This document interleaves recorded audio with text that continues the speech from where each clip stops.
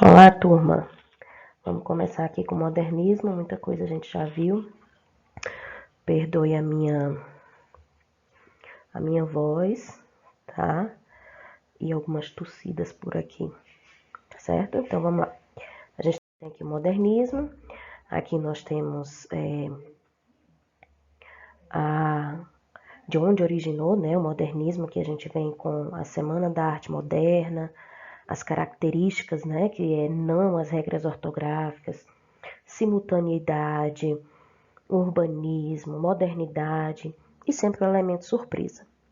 Depois nós temos aqui as vanguardas, né, de onde elas foram inspiradas, né, onde elas estimularam e provocaram muitas assertividades, principalmente para a identidade do nosso Brasil, né, que foi o futurismo, cubismo, o expressionismo, o dadaísmo e o surrealismo.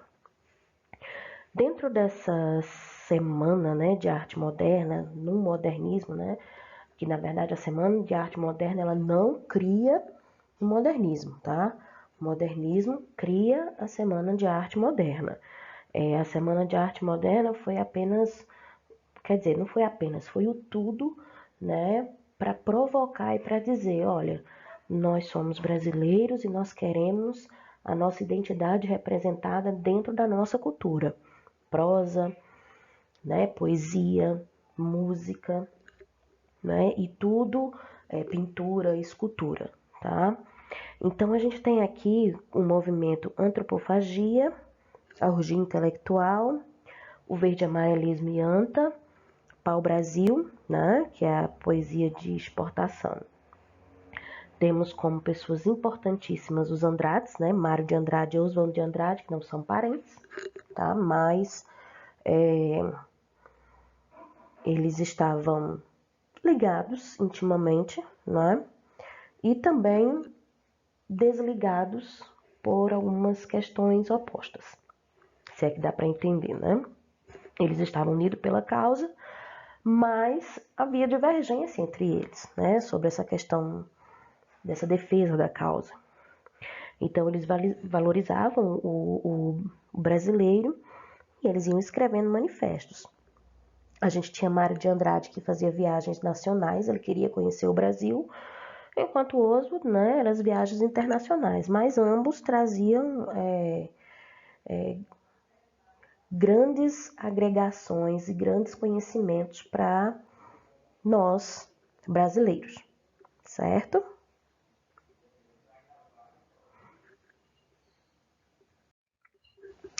Aqui a gente tem um pouquinho sobre a estética, né? Aqui um pouquinho sobre eles, né? A gente tem ali no fundo o quadro, né? A gente tem Tarsila do Amaral, a gente tem Drummond, a gente tem Jorge Amado, né? E Oswald, né? Mário de Andrade aqui. Aqui nós temos eles no que se chama, né, de arte moderna, que é um movimento modernista, tá? É um movimento moderno que também eles chamavam de contemporâneo, tá bom? Aí aqui a gente vem explicando, né? Deixa eu voltar um pouquinho, vem explicando o que é essas características, né, do modernismo, que é a valorização da cultura, o nacionalismo, mas ele era crítico, ele não era ufanista, né? O Brasil é perfeito, não tem problemas e nem queremos esconder os problemas do Brasil, né? Negava, né, o academicismo do parnasianismo. A gente sabe que o academicismo, né, ele é imposto como o jeito certo de rimar, o jeito certo de fazer um verso, o jeito certo de escolher não sentimentos, mas coisas para se falar, né? Então eles criticavam isso, por isso que tem aqui a negação, sarcasmo, cinismo, ironia. A métrica era uma métrica livre, a gente vai ver que chega até a ser parecido com a prosa um pouquinho. A renovação da arte, a gente vocês já devem ter conhecimento, né, das obras de Anita Malfatti, que ela mistura um pouco do cubismo, do expressionismo, e que foi muito criticado, né, por Monteiro Lobato, mas posteriormente foi muito aclamado, né, por outros intelectuais da época. A renovação da linguagem, então, essa linguagem distante do povo, né, não mais, e sim uma linguagem do jeito que o povo fala, tá? Eles queriam retratar o povo no cotidiano, o homem, o padeiro, o homem que carregava as frutas, a mulher que levava os filhos para a escola, o homem que ia para a sua repartição. Então, eles queriam retratar quem era o povo brasileiro, né? Então, por isso que destaca o cotidiano. Aí, a índole, né, caótica e anarquista, isso graças aos parnasianos, né, chamavam eles de caóticos e de anarquistas, e grande parte também dessa situação mais polvorosa, né, mais cheia de calor, era porque ou eles faziam isso ou eles não eram ouvidos, né? Então tem essa aparência de anarquia, mas que não era, né? Era uma forma de chamar a atenção, proposital. A primeira fase, que é considerada a fase heróica, né, que começa com a Semana de Arte Moderna, inspirado nas vanguardas, tinha liberdade formal, linguagem coloquial, valorização do cotidiano, que nós já vimos. Aí aqui vem um pouquinho mais detalhado as principais características. Utilização do verso livre, linguagem coloquial, linguagem condensada. Quando ele fala em linguagem condensada, é dizer o todo no mínimo, certo? Ausência de pontuação, a gente vai ver que muitos dos poemas deles existe essa ausência, a valorização do cotidiano, utilização de paródias, tinha um humor, né, que era o poema piada, né? Criação de neologismo, que são palavras novas ou não, né, que seriam as palavras que o povo falava naquela época que eles criavam. A aproximação da linguagem da prosa, que é como eu disse anteriormente. A gente vai observar aqui em algumas poesias, né, alguns poemas, é como se estivesse contando uma história. Aqui a gente tem algo que a gente pode destacar também, que é, perdão, a questão do rompimento com as estruturas do passado, né, um caráter anárquico e destruindo realmente tudo que era, principalmente parnasiano.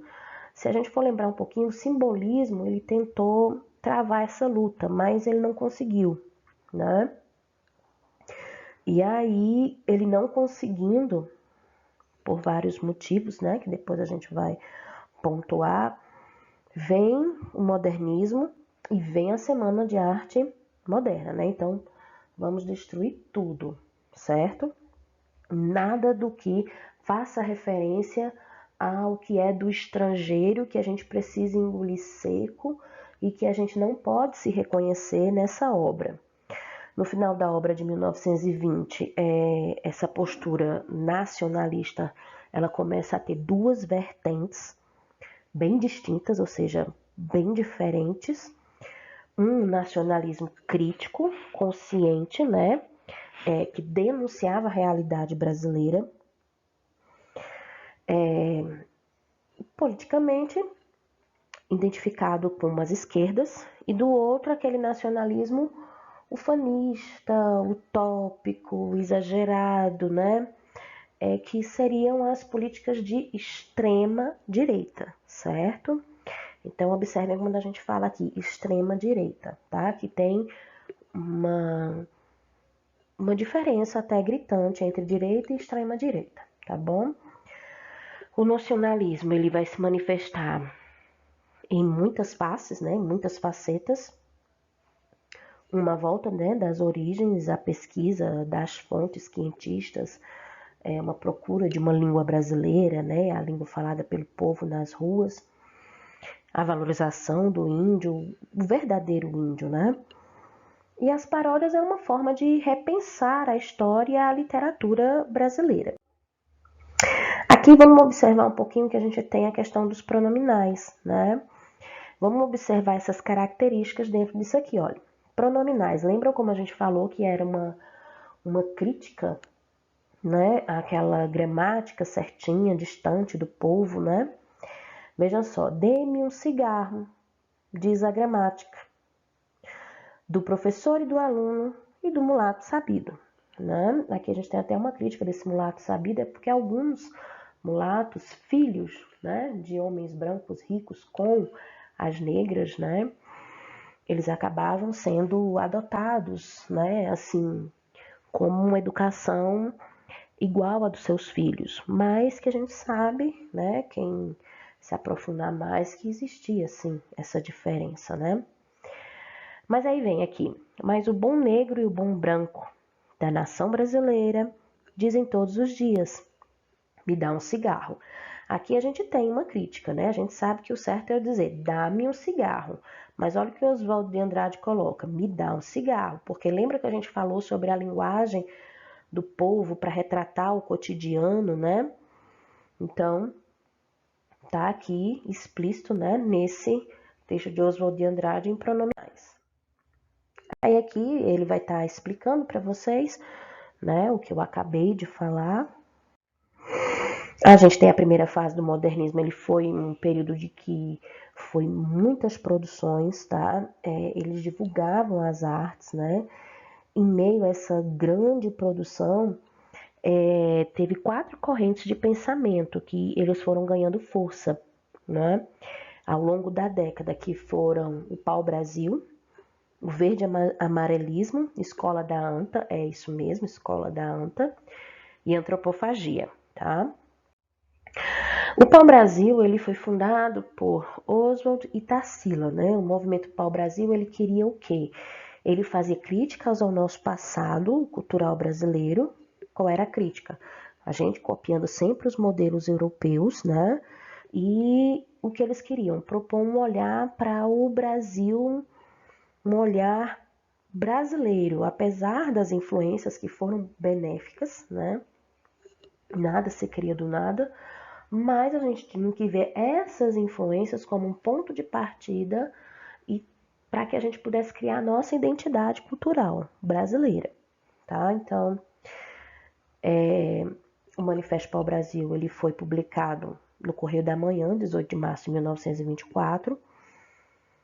Em 1925, uma forma reduzida e alterada do texto, né? Abre o livro de poesias para o Brasil. E uma proposta de literatura vinculada à realidade brasileira e da descoberta do Brasil. Isso mesmo. Aqui nós temos um exemplo, né, como eles foram, a original, né, como ele foi publicado. Aqui a gente tem um Abaporu, né, que é um quadro muito especial para o país, né, que vivia o encerramento da República Velha, né.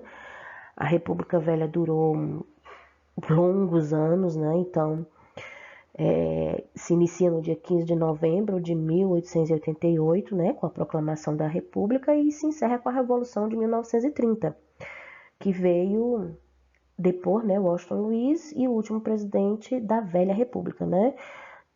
Tanto para o Brasil quanto para a cidade de São Paulo, caminhavam passos largos rumo ao desenvolvimento, né. Então, a década de 1920 foi marcada pela industrialização. Essa industrialização é o que eles falam de futurismo, mas não é aquele futurismo que a gente vai ver mais na frente de Manet, se eu não me engano, eu não sei a pronúncia direito. Era um futurismo de olhar para o futuro, certo? Era diferente. Aqui a gente vê que na Semana de Arte Moderna ela reúne vários pintores, escultores, compositores, músicos e escritores. E de Cavalcante, né? Marinete Prado, né, que é a esposa de Paulo Prado, que inclusive eles são riquíssimos, eles eram riquíssimos, né, lá naquele contexto, foi graças a eles que a Semana de Arte pôde ser desenvolvida, tá? eles acabavam, né, se reunindo na casas para bebidas, para conversas, para debates, né? E era nesses lugares, nessas conversas informais que ia nascendo, né, essas novas ideologias e características da arte moderna, tá? Inclusive, Prado, a família Prado, no Rio de Janeiro, na época e ainda hoje, é uma família muito influente. São pessoas realmente de elite, ricas, né? E mais à frente a gente vai ver que Oswald de Andrade também era de uma família muito rica, tanto que hoje o bairro dos Jardins, em São Paulo, na verdade, a maioria das casas que tem lá, dos prédios, se você for pesquisar, aquele bairro do Jardim, que é um bairro riquíssimo, é, é da família, né, de Oswald de Andrade hoje. A gente já vem aqui com a análise breve, né, do Abapuru, de Tarsila do Amaral. A gente tem o cacto, né, que é um elemento característico da flora nordestina, que já já a gente vai chegar no ponto da segunda geração, né, que destaca muito com o regionalismo. Era uma imagem para retratar, né, a nossa brasilidade. Se a gente for observar, é uma planta típica de lugares áridos, né? A gente não precisa dizer qual simbologia o cacto traz. O cacto traz a lembrança da resistência, né? Principalmente de uma seca. A gente observa também aqui que o retrato, né, por Tarsila, é como o chão verde, vocês estão vendo aí, e uma cor muito cara à identidade nacional, devido à forte presença na bandeira brasileira. Se a gente observar, tem os elementos, né, aqui, olha, da bandeira brasileira, né, que é o verde, esse verde, né, mais escuro. Aqui a gente tem o sol, que ele, se você observar, ele parece o olho, né, de uma pessoa, né? É um símbolo de calor, de energia, de vida, né? Esse sol pintado por ela dá a condição, né, do trabalho duro, que é dos funcionários rurais. Olha aqui, então na tela, se a gente for ver a figura do sol, é semelhante a um do olho, como se tivesse acima do cacto alguém olhando, né, o trabalho deles. Uma situação bem difícil para quem conseguiu imaginar isso daqui, tá? A gente estava saindo, nós fomos o último país, a questão da liberdade, né? Da não termos mais escravos, né? Que a gente sabe que tem toda uma história aí por trás, né? Mas aqui a gente tem a cabeça pequena, certo? Que é porque ela queria mostrar essa desproporção, que essas pessoas desse tipo de mão de obra não precisava estudar, não precisava desenvolver o intelectual, né? Então, é a desvalorização, né? Para que intelectualizar um povo que vai ser só apenas braçal? É para isso que eu quero. E não era interessante, né? Para eles, essa situação de intelectualizar, de colocar, né, conhecimento, reflexão na cabeça do povo, né? Porque a gente sabe que isso gera muitas contendas que eles não querem estar adeptos a aceitar muitas coisas. Os pés e as mãos enormes, se você observar o pé e a mão de um trabalhador rural, você vai ver que é um pé sofrido, né? Um pé que precisa realmente de alguns cuidados. Você vê aquele pé mais inchado, a mão mais inchada, né? A parte dos ossos, as falanges, né? Mais grossas, ásperas, né? Então, isso daqui é a representação justamente do trabalhador, né, brasileiro. Aí o verde amarelismo, que vem com Plínio Salgado, isso aqui é Menotti del Pitta, né? Guilherme de Almeida e Cassiano Ricardo. Menotti del Pitta era o que eu tentei falar no slide anterior e não consegui, não veio o nome, né, na minha mente. E aqui o verde amarelismo como uma proposta de defesa de um nacionalismo exagerado, né? Então valorizava elementos nacionais sem qualquer influência europeia. Então a gente era contra, né, o nacionalismo pau-brasil de Mário de Andrade, tinha uma proposta primitivista, ufanista, né? Se identificava muito com o fascismo. Eu quero que vocês observem aqui a imagem, né, de como, olha, tá vendo? De como eles se posicionavam, eles se identificavam, a simbologia que eles queriam trazer. Eles idolatravam o tupi, que é diferente da gente reconhecer o tupi, é diferente dessa idolatria, né? Porque era uma língua que quase ninguém falava, né?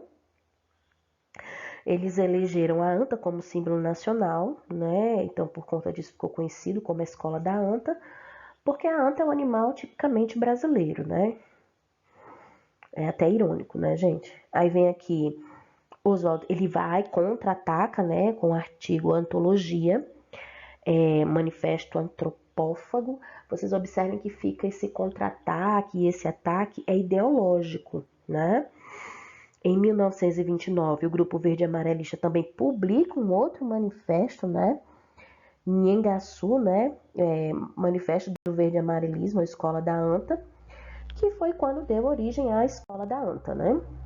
Aí aqui vocês têm explicando que é a Escola da Anta, a antropofagia, que veio para combater justamente isso daqui, tá? Deem uma olhadinha. Aqui nós temos as revistas, né? Claxon e outras também, e deixa eu só colocar um acréscimo aqui. Essas revistas, muitas delas eram criadas com o propósito de que o povo pudesse ler, né? Um preço mínimo. Muitas deles, aquelas pessoas ricas, elitizadas, pagavam sem nenhum retorno, né? Financeiro para eles, porque eles queriam justamente essa divulgação dessa nova identidade. Lógico que lá na frente eles vão ganhar, né, esse investimento que eles colocaram, mas de outra maneira, certo? Aí aqui nós temos as revistas e o manifesto, né, Claxon em 1923, que tratava da concepção, né, estilística diferente, anunciando a modernidade. A gente tem aqui o Manifesto para o Brasil, né? A gente tem a revista de 1925, tá? Responsável pela a divulgação do movimento modernista lá em Minas Gerais, né? E tinha como seu redator Carlos Drummond de Andrade. A gente vê o Manifesto Regionalista, que foi em 1926, certo? Que é a década de 30, né?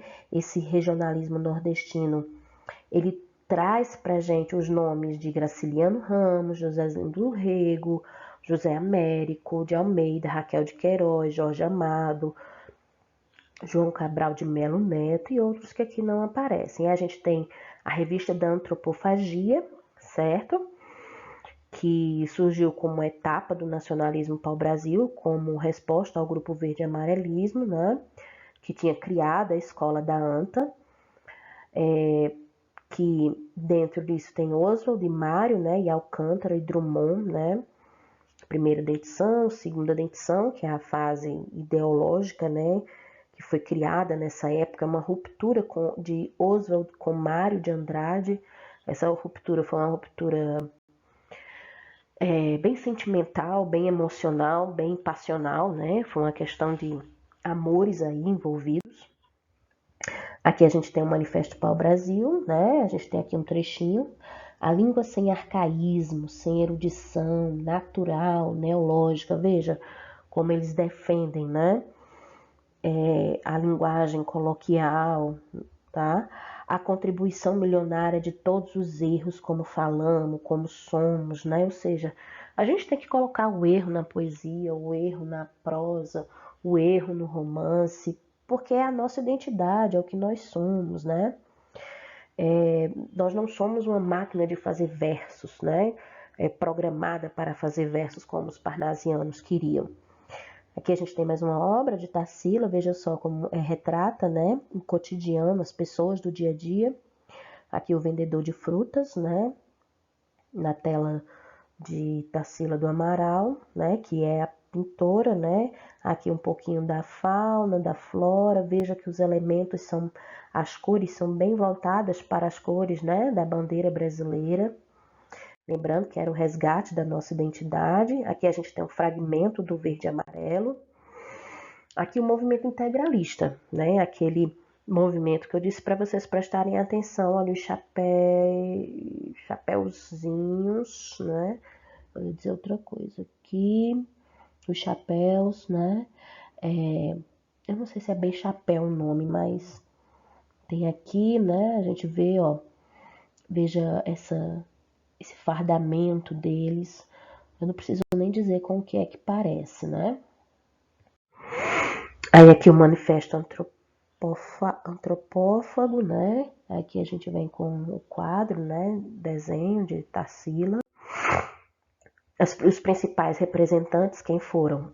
Oswald, Raul Bopp, Geraldo Ferraz, Tarsila do Amaral, Patrícia Galvão, que é a Pagu, né? Aí aqui tem o teor, né, do manifesto regionalista. Aí vem aqui, ó, a expressão de ressaltar a necessidade em restituir a cultura tanto nacional, mas sobretudo regional e nordestina. Vamos lembrar um pouquinho da obra dos Canudos, né, lá do pré-modernismo. O nome Manifesto Regionalista teve o objetivo destaque da cultura regional do Nordeste, né, além, claro, do Brasil como um todo, valorizar a cultura nacional e destacar os pontos altos do Nordeste. Aqui tem os grandes nomes, né? José Lins do Rego, Raquel de Queiroz, Graciliano Ramos, Jorge Amado, Érico Veríssimo, né? Que são expoentes, né? Para o regionalismo, né? Fora do Nordeste, tá bom? Então, 4 anos após essa publicação, né? Essas declarações, inicia-se o quê? 4 anos depois, a segunda fase do modernismo brasileiro, tá?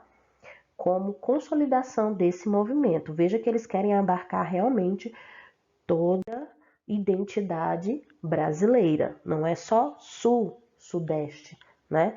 Nordeste principalmente. E como nós tínhamos escritores nordestinos representando essa época modernista. Óbvio que eles tinham que, né, se reportar à cidade do Rio de Janeiro e São Paulo, mas sempre retratando a realidade do homem, do povo, né, e da cultura nordestina. Aqui a gente tem outras revistas, né, que eram feitas para que o povo pudesse estar entrosado com o que estava acontecendo culturalmente. A revista Estética, Terra Roxa e Revista Festa, tá? Aqui a gente tem as capas dessas revistas. Observem como, para vocês verem como era a época, né? Olha aqui. Aí a gente tem a primeira fase, que é a heróica, né? Que traz renovação, traz nacionalismo, traz as revistas e traz os manifestos, tá?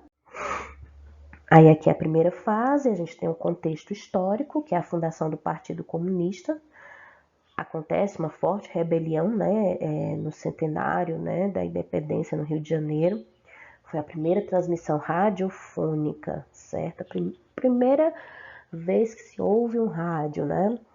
Em 1925, a lei que concede 15 dias de férias anuais aos empregados, né, dos estabelecimentos comerciais, industriais e bancários. O novo presidente, Washington Luiz. O Partido Comunista é considerado ilegal, né? Então, o direito de voto para as mulheres começa, né? A primeira linha de correio aéreo, a Varg, né? Os aviões começam a chegar, São Paulo, Rio de Janeiro. A quebra, né, da Bolsa de Valores, o assassinato de João Pessoa, né, que é o governador da Paraíba. Washington é disposto, Getúlio Vargas, né, toma posse do governo, né, no Congresso Nacional, e assim a gente inicia a Segunda República, né? Aqui a gente tem os representantes, as fotos deles, Mário, Oswald, Manuel Bandeira, Antônio de Alcântara, Guilherme, Raul Bop, né, Ronaldo, Minot the Pitcher, acho que é assim o nome. Aqui vem explicando um pouquinho a biografia de cada um deles, onde eles nasceram, tá? Tarsila. Vocês em casa, vocês devem ter o Wi-Fi, tem as explicações dentro também, tá bom?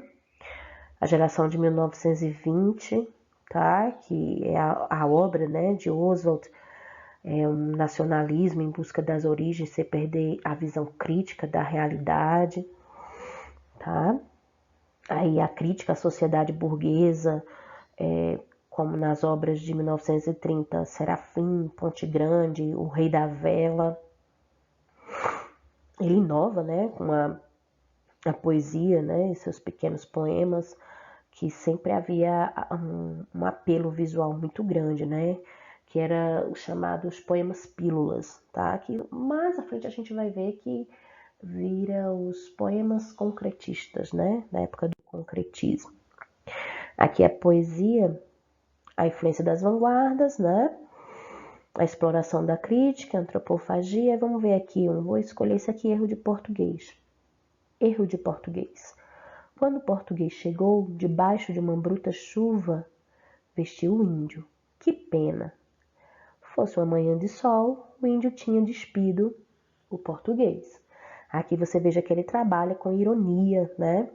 E se a gente for analisar, aqui ele está contando a história, né, do início, de forma condensada, de forma em síntese, né, do Brasil e a descoberta, né, do Brasil pelos portugueses, porque na verdade o Brasil já existia, tá? Aí tem aqui Brasil, né, letra minúscula. Zé Pereira chegou de caravela e perguntou pro Guarani da Mata Virgem: sois cristão? Não, sou bravo, sou forte, sou filho da morte. Teterê, tetê, quiçá, quecer. Lá longe a onça resmungava. Uhul!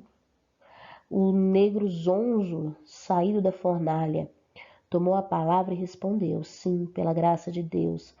Canhém, babá, cum. E fizeram o carnaval. Né? Aqui a gente vê a mistura do cristianismo com a religião do povo indígena, que eles já traziam com eles suas crenças. Né? Aqui a gente vem com as prosas de ficções, o teatro, tá? Prosa de ficção, a gente tem Memórias Sentimentais de João Miramar, que é um texto experimental, né? Uma composição cubista, tem uma invenção verbal, capítulos curtíssimos, paródia e linguagem telegráfica, ou seja, bem pequena, tá? Bem resumida. Aqui a gente tem Patrícia Render Galvão, tá? A Pagu. Mário de Andrade, aí Mário de Andrade a gente tem que lembrar lá de Macunaíma, daquele texto que nós lemos, que a gente fez quase uma interpretação, né, das palavras que fala do folclore, né, das riquezas, né, dos minerais, das pedras preciosas que nós temos, das plantas, né, do anti-herói, né, que é Macunaíma, que é considerado o herói brasileiro, né. E ele também escreve sobre São Paulo, tá? Aqui a poesia de Mário de Andrade, ela vai ter um caráter revolucionário, ele vai romper com todas as estruturas do passado, todas mesmo. Sua obra sempre vai ter a língua brasileira, veja, língua brasileira, não língua portuguesa, sempre mais perto da fala do povo. Ele valorizava o brasileirismo e o folclore, né? Como bem atesta os livros Cando Japuti e Remate de Males. Suas poesias, seus romances e contos, eles se revestem de uma crítica social muito grande, tendo como alvo a burguesia e a aristocracia, tá? Aqui tem aqui um trechinho, inspiração. São Paulo, comoção de minha vida, os meus amores são flores feitas de original. Arlequina, traje de losangos, cinza e ouro. Ó, quando a gente vê esse traje de losangos, certo? Ele está fazendo uma referência ao cubismo. Luz e Brum, bruma, forno inverno momo, elegâncias sutis sem escândalo, sem ciúme, perfumes de Paris, Aris, bufetadas líricas de Triano, Algódoa, São Paulo, comoção da minha vida, galicismo, a berrar nos desertos, tá? Aí tem esse também aqui, tá? Moça Linda, de Mário de Andrade, moça linda, bem tratada, 3 séculos de família, burra como uma porta, um amor, grafino, disputador, esporte, ignorância e sexo, burro como uma porta, um coió. Mulher gordaça, filó, de ouro por todos os porros, burro como uma porta, burra como uma porta, paciência. Plutocrata sem consciência, nada porta, terremoto, que a porta do pobre arromba, uma bomba. Vejam que ele faz as características de cidadãos, né, brasileiros aqui, tá? Aqui vem Macunaíma, a criação da linguagem, né, literária nacional, a investigação que Mário de Andrade fez da cultura, o anti-herói, uma síntese, né, do povo brasileiro, tá? Aí aqui vem, Macunaíma, herói de nossa gente, era preto, retinto e filho do medo da noite. Houve um momento em que o silêncio foi tão grande, escutando um murmurejo do Uraricoeira, que a Índia Tampanhumas pariu uma criança feia, e essa criança é que chamaram de Macunaíma. Aí aqui vem mais um trechinho, tá? Vocês vão ler depois, tá? Aqui os ditos populares, ó, Macunaíma dandava para ganhar vintém, olha aqui. Espinho que pinica, né? Que traz a ponta, isso tudo é uma característica, né? Gostava de tomar banho no rio com a família, mergulhava dando beliscões nas mulheres nuas. Quando visitava a maloca, Macunaíma punha as mãos nas graças delas. Se alguma punhetã se aproximasse dele para acarinhá-lo, né? Então ele tinha um caráter libidinoso, né? Que ele começava a revelar aí. A gente não tem como comparar a Peri, né, o Guarani, porque ele era um herói, né? Beleza, bondade, justiça, fidelidade, tudo isso era Peri, né? Na boca de José de Alencar, era o herói, né? Esse aqui era o contrário. Aqui, mais um pouquinho. A gente fala aqui fala sobre os personagens, né? Quem são. O herói sem nenhum caráter, né? O grande mal. Afirma-se que é um herói múltiplo, ele encarna uma enorme variedade de personagens, né? Macunaíma se transforma em muitas coisas. Horas boas, horas más, horas ingênuas, né? Da mitologia indígena, né? O folclore indígena estava presente, né? Que era o folclore brasileiro, né? Aqui a gente tem um personagem só, né? Para sintetizar, que é Mana, Pê, Jinguê, Sofará, Iriqui, Si, Capel, Piamã, Véi e Seiuci, acho que é assim que se pronuncia, né? Complexo racial, que ele tinha, o herói índio nasce preto retinto, né? Esse complexo racial da nossa formação fica claro mesmo na passagem, né, do Poço Encantado que Macunaíma passa, né? E reúne 3 tipos de fundamentais, né, da nossa etnia, que é o índio, o negro e o branco, né? E a apatia, ai que preguiça, né? Aí aqui vem mais um pouquinho, detalhando. Aí a gente vem com Manuel Bandeira, que fez parte também, né? A geração foi Oswald, Mário e Manuel de Bandeira, né? Aqui Manuel Carneiro de Souza Bandeira Filho. as 3 fases, né, da obra poética de Manuel Bandeira. Ele foi pós-simbolista, né, modernismo e pós-modernismo, certo? Então ele atravessou essas 3 fases. Liberdade de conteúdo ele tinha, valorizava o português falado no Brasil, em acordo com o modernismo, né? Mas ele trazia a tristeza, ele falava da tristeza, da alegria dos homens. Ele gostava de idealizar um mundo melhor. Ele tinha humor, ele tinha ceticismo, ele tinha ironia, né? E buscou na própria vida, né, inspiração para esses grandes temas, tá?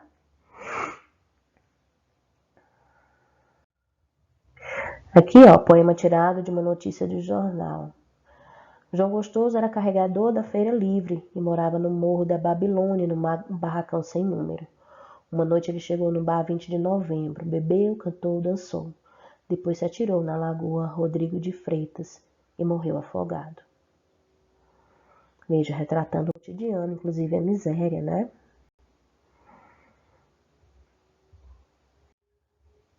Aqui, mais um pouquinho sobre Manuel Bandeira. Esse daqui, que é um dos mais famosos dele. Vamos embora para a Passagada. Lá sou amigo do rei, lá tenho a mulher que quero, na cama que escolherei. Vamos embora para a Passagada. Vamos embora para a Passagada. Aqui eu não sou feliz. Lá a existência é uma aventura, de tal modo inconsequente que Joana, a louca da Espanha, rainha e falsa demente, venha a ser contraparente da nora que nunca tive. E como farei ginástica? Andarei de bicicleta, montarei em burro brabo, subirei no pau de sebo, tomarei banhos de mar e quando estiver cansado, deito na beira do rio, mando chamar a mãe d'água para me contar as histórias que no tempo de eu menino Rosa vinha me contar. Vou-me embora para a Passagada. Em Passagada tudo é outra civilização. Tem um processo seguro de impedir a concepção, tem telefone automático, tem alcaloide à vontade, tem prostitutas bonitas para a gente namorar. E quando eu estiver mais triste de não ter jeito, quando de noite me der vontade de me matar, mas sou amigo do rei, terei a mulher que eu quero, na cama que escolherei. Vou-me embora para a Passagada. Ele tinha suas tristezas que ele relatava aqui, né? Considerado também o poeta do castelo. Antônio Alcântara Machado, certo? Na geração de 1920, com as novelas paulistanas, aqui vem as obras dele, certo? As principais características, novamente, da primeira geração: nacionalismo, valorização do cotidiano, resgate das raízes, crítica, né, à realidade brasileira, renovação da linguagem, oposição do parnassianismo e do academicismo, experimentações estéticas, renovações artísticas, ironia, sarcasmo, caráter anárquico e destruidor, uso de versos livres e brancos, tá? Aí aqui tem mais obras dele, certo? Guilherme de Andrade, que vem falando um pouquinho sobre a história dele, tá? Mais um pouquinho.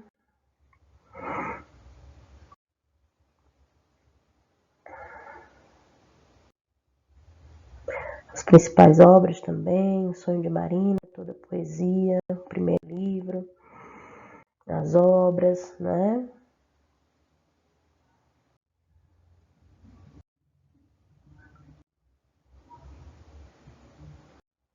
São lindos. Aí aqui tem um pouquinho de Raul Bop, né?